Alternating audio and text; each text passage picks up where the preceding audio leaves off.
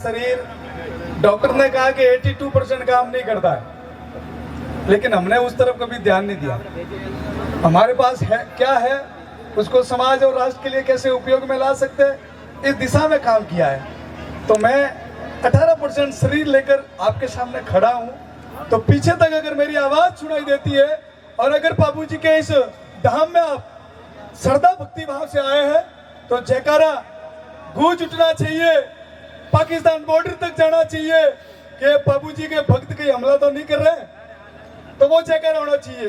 बोलिए लक्ष्मण अवतार बाबू जी महाराज की, बोलिए चेतेश्वर भगवान की, बोलिए रायकाना जी महाराज की, बोलिए गुलाबा जी महाराज की, बोलिए कृपाराम जी महाराज की, बोलिए मोहनपुरी जी महाराज की, बोलिए आबू राज की, बोलिए नाथ जी महाराज की, बोलिए हनुमान जी रायका की, मित्रों बोलिए रत्ना रायका की।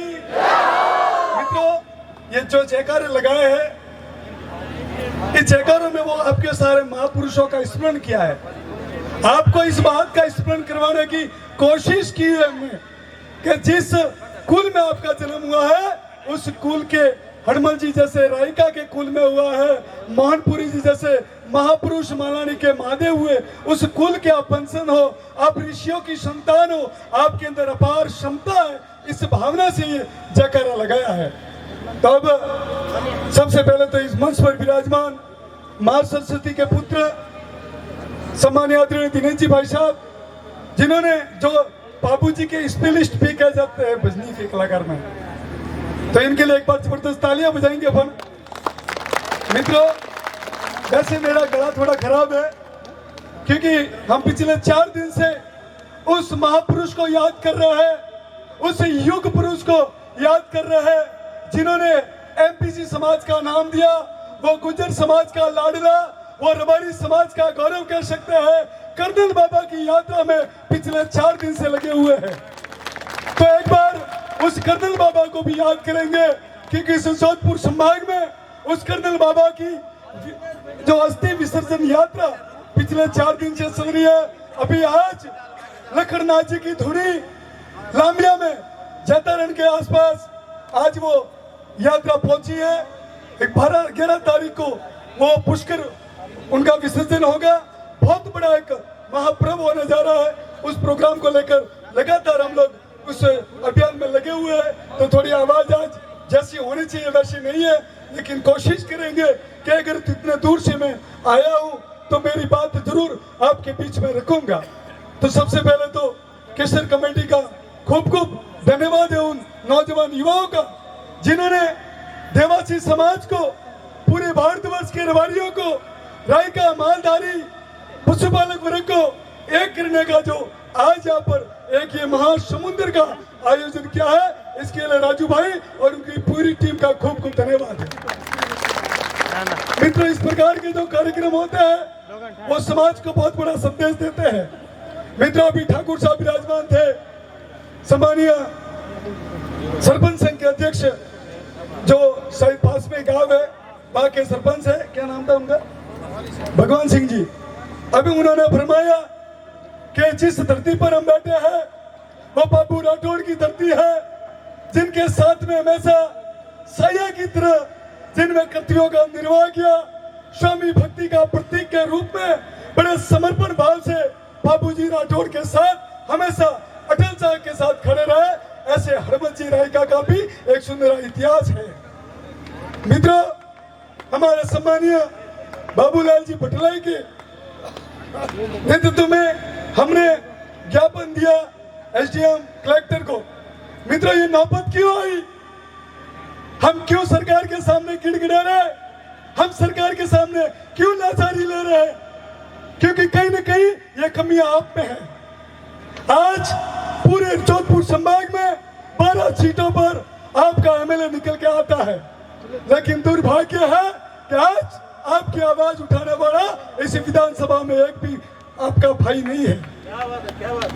ये दर्द है, पीड़ा है, इसलिए नेताओं के सामने जाके भीख मांग रहे हैं कि हमारे बाबूजी का जो बाबूजी राठौड़ का जो पैनोरमा बना है, हमारे हनुमान जी का एक कहीं न कहीं एक इतिहास के सुंदर अक्षरों में लिखा जाए। मित्रों, इतिहास भीख मांग के नहीं मिलता, इतिहास तलवार की नोक पे मिलता है, और लोकतंत्र प्रजातंत्र है, इसमें वोट की ताकत से मिलेगा। और मित्रों, खुला कहता हूं, और ये रिकॉर्ड भी हो रहा है, 2023 दूर नहीं है।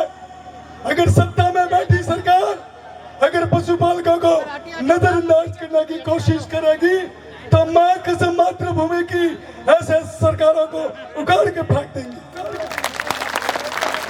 और मेरे पशुपालक भाइयों, इस बात का ध्यान रखना, क्योंकि मैं कोई राजनीति से जुड़ा हुआ नहीं हूँ, मैं आपका भाई हूँ, 36 कौम की सेवा करता हूँ, कभी जातिवाद नहीं करता हूँ।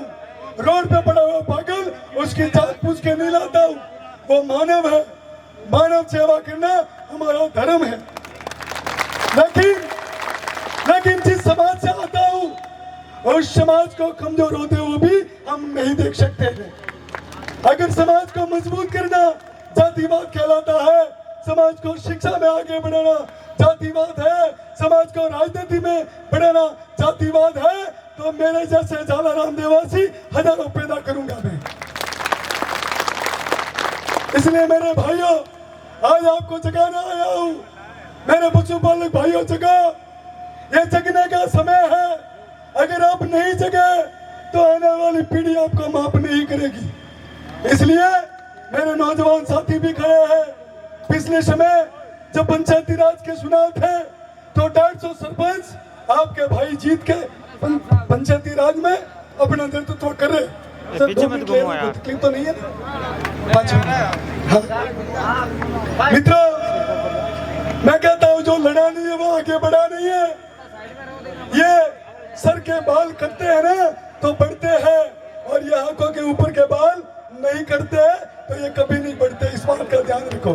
इसलिए जो लड़ा है वो आगे बढ़ा है। इसलिए आने वाले चुनाव में खूब अपने भाइयों को लड़ाओ, पंचायती राज की चुनाव लड़ाओ। अरे हार जीत तो होती रहती है। अगर कम से कम 15 सीटों के लगभग अगर जीतने की ताकत नहीं रखते तो किसी को हराने की क्षमता तो रखते हैं। 30,000 से 60,000 वोट 15 सीटों पर आपके वोट है। सिरोही, जालोर जिले में 3 से 4 सीटें जाता रहे, मारवाड़ सेक्शन। अरे ये सत्ता है, सीन के लेनी पड़ेगी।